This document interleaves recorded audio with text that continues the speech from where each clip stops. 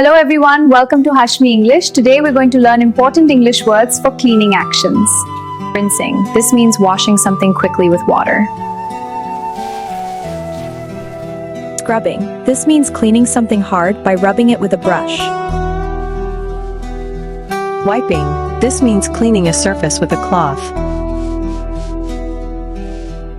Sweeping. This means using a broom to clean the floor. Mopping. This means cleaning the floor using a wet mop. Dusting. This means removing dust from surfaces. Polishing. This means making something shiny by rubbing it. Soaking. This means leaving something in water to clean it better.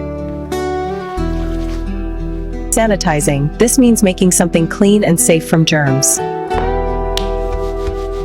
Disinfecting. This means killing germs on surfaces.